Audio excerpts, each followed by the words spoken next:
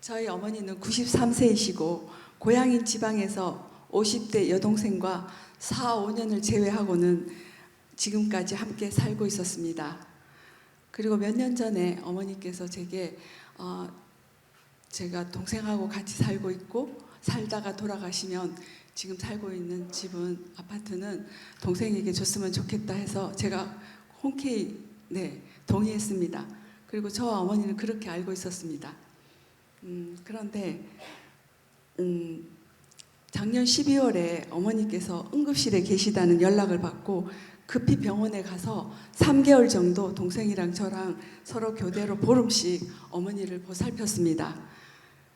그래서 동생 차례가 되어서 제가 집에 오려는데 어머니께서 목돈이 든 통장을 제게 맡기면서 다음에 내려올 때 가져오라고 하셨습니다. 그런데 동생이 그 사실을 알고 크게 쇼크를 받고 어머니와 사이에 사랑은 없고 신뢰마저 없으니 분가해야겠다며 그 비용과 생활비를 제공하라며 어머니를 윽박지르고 화를 내서 불안하다고 날마다 제게 전화를 하셨습니다. 어머니와 동생의 갈등이 심해지고 어머니께서 따라서 어머니께서 날마다 제게 전화를 하시면서 오늘은 뭐 설사가 났다, 잠을 못 잤다, 또 뭐 변비가 심하다, 동생이 그렇게 하니까 내가 두렵다, 무섭다 하면서 날마다 전화를 하시고 그 전화를 받으면서 저도 같이 우울해졌습니다. 그래서 제가 결국 어머니께서 바라시는 거는 제가 언니로서 따끔하게 동생한테 뭔가 한마디 해주기를 바라시는 것 같습니다.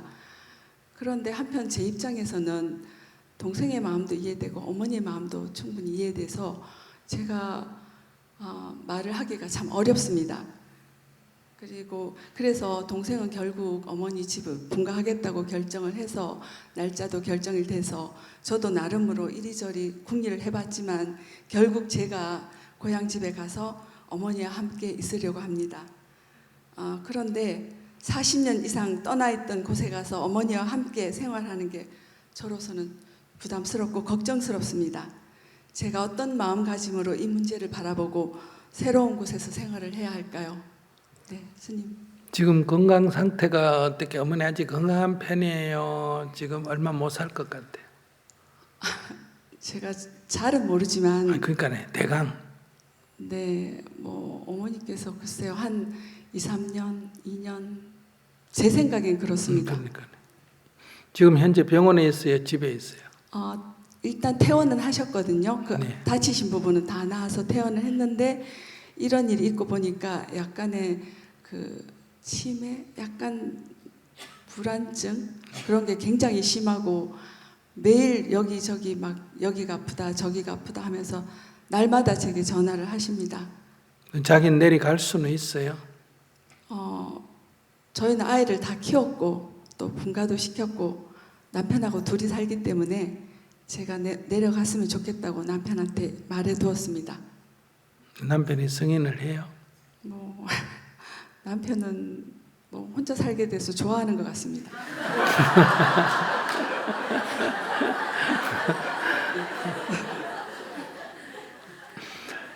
첫째는 아파트를 동생한테 넘겨주자고 엄마하고 얘기가 됐잖아요. 네. 그럼 아마 아파트가 얼마인지 모르지만은 아파트를 동생한테 넘겨주자고 했는데 동생은 뭐 아파트 물려받는 것도 싫고 그냥 가겠다는 거예요. 네, 어머니하고의 그동안 어머니하고 사이 좋게 지낸 건 아니어서 네. 갈등이 좀 있었거든요. 그래서 제가 뭐 어머니의 하소연도 듣고 동생도 하소연도 들으면서 동생한테는 고맙다 이렇게 얘기하고 어머니한테는 항상 동생의 좋은 점을 한 가지씩 저한테 말해달라고 그렇게 말을 했는데도 불구하고 뭐 그런 걸 보면 별로 사이가 좋게 지내지는 않았지만 그래도 부모님이니까 또 자식이니까 같이 살았는데 이번 일로 인해서 동생이 크게 쇼크를 받고 부모 자식 간에 신뢰가 없어졌기 때문에 같이 살 수 없다 이렇게 네, 동생이 주장합니다. 근데 그냥 통장에 돈이 얼마나 들어있었어요? 대강. 말하기 너무 창피한데 네. 아니 왜냐하면 이거 동생의 심리가 어떤지를 알아보려고 그런 거예요. 예를 들면 아파트 가격은 대강 얼마 하고 대강 지방의 아파트 가격이라 서울하고는 비교할 수 없을 그렇지. 정도죠. 그렇지만 중대형 아파트이기 때문에 조금 되고요. 그리고 어머니께서 이제 그동안 당신이 이제 병원에 혹시라도 큰 병으로 병원비를 많이 쓸까봐 그리고 장례식 비용이랑 이런 거 생각해서 조금씩 저축해 둔 건데 그게 좀 한 2억 정도 되는 것 같습니다. 2억? 예. 그 정도면 뭐 저기 지금 아직 2, 3년 병원에 요양병원에 있고 장례 치르고 하면 뭐 어쩌면 뭐 절반 이상은 다 쓰고 가실 형편이잖아요. 저도 그렇게 생각하는데. 근데 그 통장을 뭐 유산으로 언니한테 넘겼다가 아니고 통장을 언니가 보관하라는 거 아니겠어요? 네, 맞아요. 근데 이거는 이 집만 이런 게 아니고 어느 정도 약간 연세가 드신 노인들은 제가 여러 번 경험했는데 대부분 이렇습니다. 형제가 있으면 통장을 예를 들면 맞이하고 같이 사는데 마음에 안 든다. 그러면 어느 날 둘째가 오면 통장 네가 관리해라 이렇게 넘겨줍니다. 그러가 또 어느 정도 있다 또 마음이 바뀌면 셋째한테 어때요? 네가 관리해라. 이렇게 또 넘겨주는 게 일반적입니다. 그 집만 그런 게 아니고. 그러니까 자기가 이제 약간 나이가 들면 또 치매기가 있고 이러기 때문에 작은 문제도 민감하게 대응을 하거든요. 그래서 자기도 내려가서 만약에 이렇게 돌보다가 마음이 조금 안 들잖아요. 뭐 아무리 부모 자식 간에도 돌보다 보면 엄마 그러면 돼, 안 돼, 이래가 약간 마음에 상하면 또 동생 불러가지고 통장 네가 관리해라 이렇게 될 확률이 매우 높습니다. 근데 이제 그 통장 중에서 많은 부분이 지금 동생 분가하는데 네, 쓰였습니다. 이미. 이미 분가를 했어요. 분가하는 비용을 이사는 안 나갔지만 벌써 집 계약 다 했고 네, 그 비용이 걸로 갔습니다. 그러면 이제 저기 내려가서 동생이 그 정도로 그 동생하고 한번 얘기를 해보지 그래. 동생한테 이제 처음에는 엄마도 미안하다. 원래 부모라는 게 통장을 이리 맡겠다 저리 맡겠다 하는 게 제가 수많은 사람을 상담해 보면 또 제 주위의 가족들이나 일가 친척들도 보면 대부분 노인들이 그렇습니다. 근데 이거를 노인들의 상태를 알면 그냥 이리 줬다 저리 줬다 하는 거를 별로 신경을 안 써야 되는데 대부분 그래가 이 집처럼 마음 상해하거든요. 그러니까 모시는 자녀를 못 믿고 멀리 있는 자식을 믿는다. 그 부분에 대해서 동생이 굉장히 마음을 상해했습니다. 이거는 원래 인간 심리가 그런데 예를 들면 큰 며느리가 부모를 쭉 모시잖아요. 그래 명절 때 작은 며느리가 오면 큰 며느리는 늘 모시기 때문에 기본적인 생활을 하잖아요. 근데 작은 며느리는 오면 오래간만에 오니까 어때요? 선물도 사오가 드리고 용돈도 드리고 손도 주물러 드리고 어깨도 주물러 드리고 이러니까 어때요? 좋아할 수밖에 없잖아요. 그러면 이제 작은 며느리 칭찬을 많이 한단 말이에요.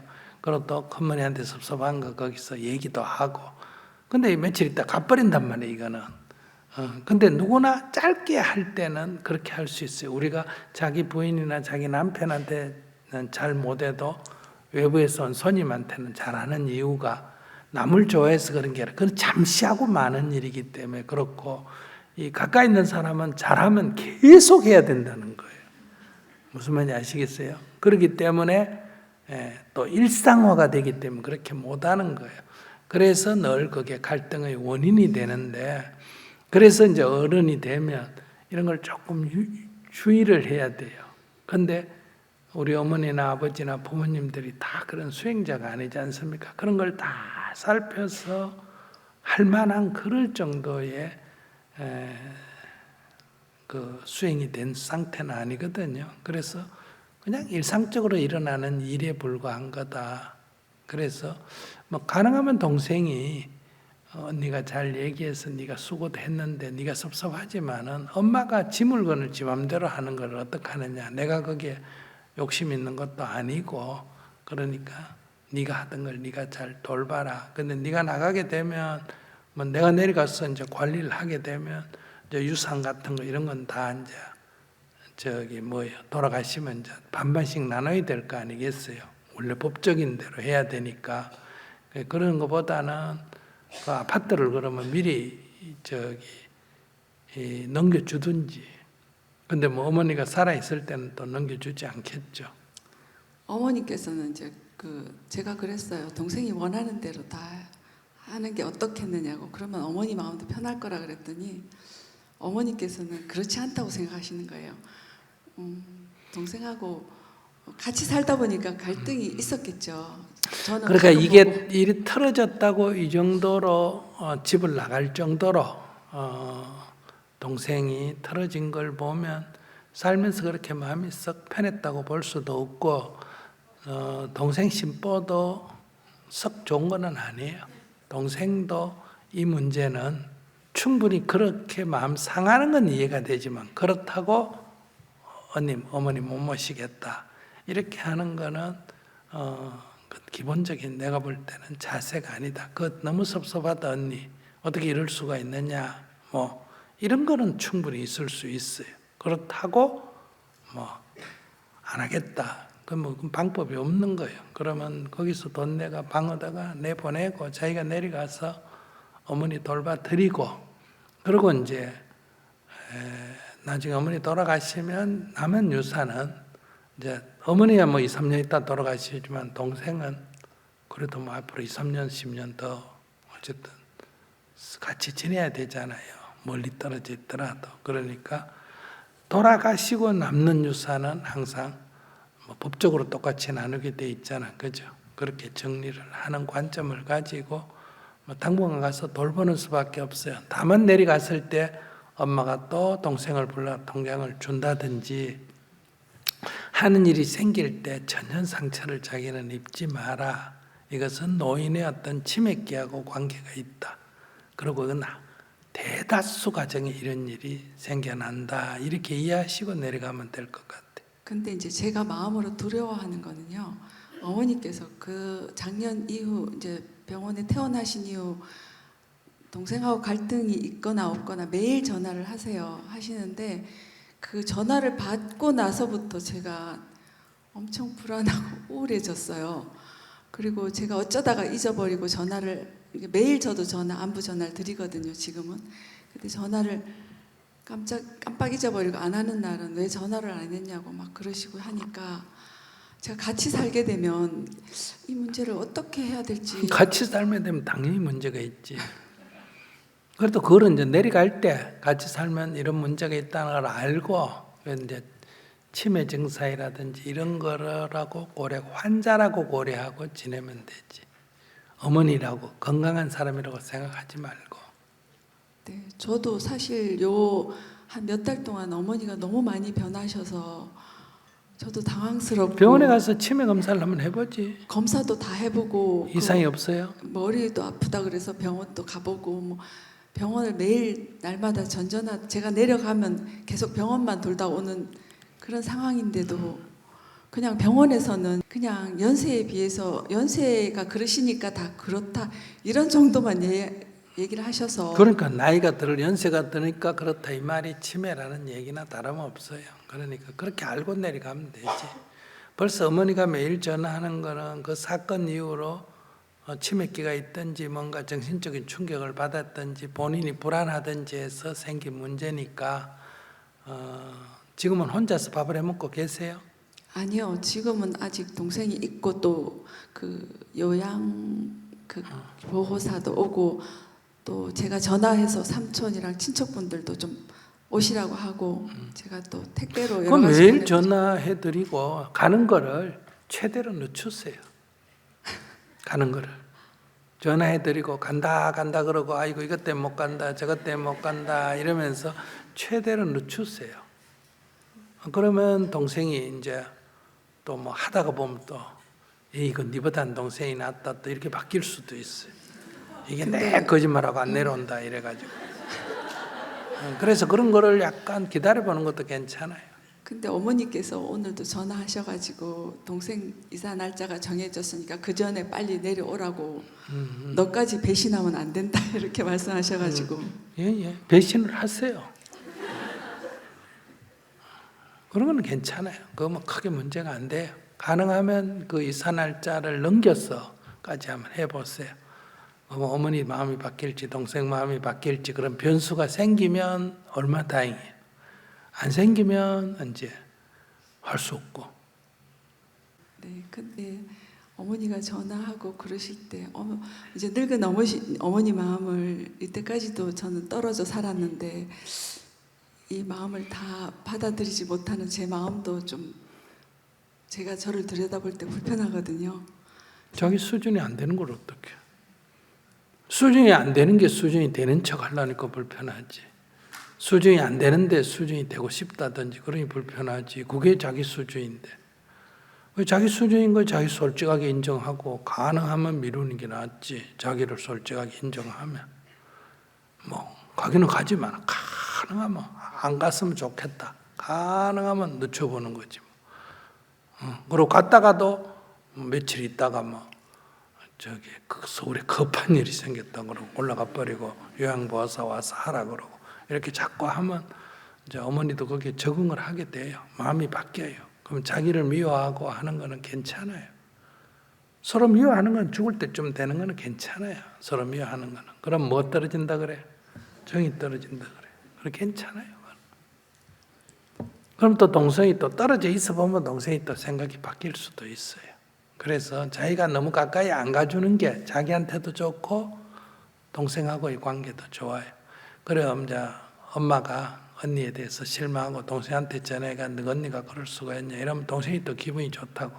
처음에는 봐라 잘 됐다 고소하다 이럴지 모르지만 시간이 지나면 또 괜찮아요. 네, 감사합니다. 네.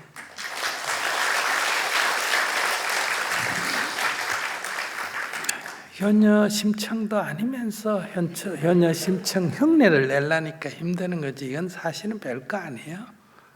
노인들은 이런 게 노인이다 이렇게 이해하면 돼요. 그러니까 그거 맞춰주려면 맞춰주고 못 맞춰주면 어때요? 못 맞춰주는 나를 솔직하게 인정해야지. 거기 못 맞춰주는 나를 죄의식을 가질 필요는 없다. 이 내 수준이. 그러니까 여기에 유산에 대해서만 욕심을 안 내면 돼요. 유산에 대해서 욕심은 나고 가서 하긴 어렵고 이러면 이제 이건 번뇌가 돼요. 유산에 대해서는 일천하는 관심이 없다. 그러니까 관심이 없어도 어머니가 돌아가신 뒤에 남은 유산을 반반 나누는 거는 욕심이 아니에요. 이거는 법적인 조치예요. 법적인. 그래서 그거는 동생하고 동생이 어머니를 많이 돌봤기 때문에 동생이 많이 가져가야 된다. 이런 생각을 하면 안 된다는 거. 그건 누구 돌보고 안 돌볼 관계없이 남는 재산에 대한 법적인 분배는 어때요? 똑같고 살아있을 때 어머니가 누구를 주나 이거는 누구 자유다? 어머니의 자유예요.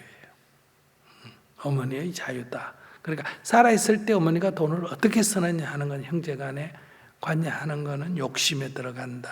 이렇게 말할 수 있고 돌아가신 뒤에 유산 분배에 있어 자기가 자발적으로 포기하는 거는 괜찮은데 그걸 내가 내 몫을 찾는 거를 욕심이다 이렇게 생각하면 그것도 또 잘못이에요. 그건 욕심이 아니고 권리에 들어갑니다. 내 권리에 들어가고 살아 계실 때 어머니가 돈을 어떻게 쓰느냐에 간섭하는 것은 욕심에 들어가는 거예요.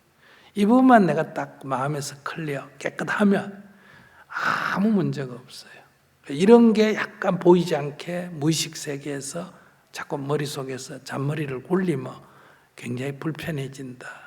이런 얘기예요. 그래서 원래 계획대로 아파트는 돌보던 동생이 나중에 가지고 그 다음에 통장은 쓰는 만큼 쓰고 유산이 남으면 반반씩 나누면 되고 유산도 아파트도 반반씩 나눠야 되지만은 권리지만은 네가 엄마를 끝까지 돌봤으니까 이거는 내가 유산을 포기하겠다.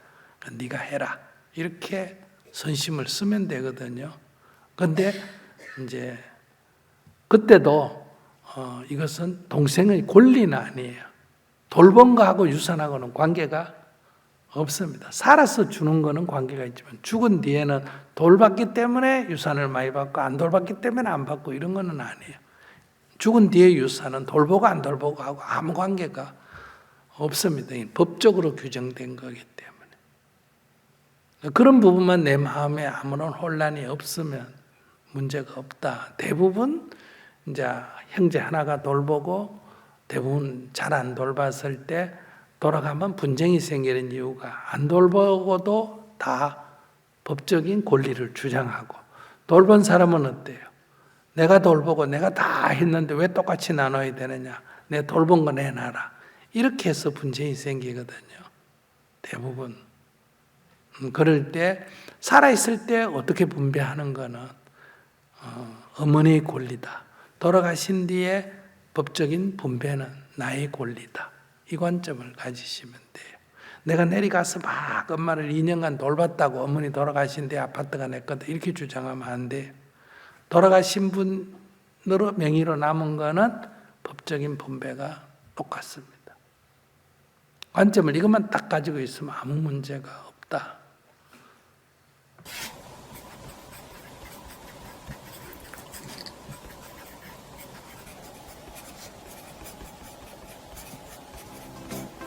이제 나는 인상 쓰지 않고 글을 씁니다. 지금 이대로 좋다. 나의 첫 필사노트.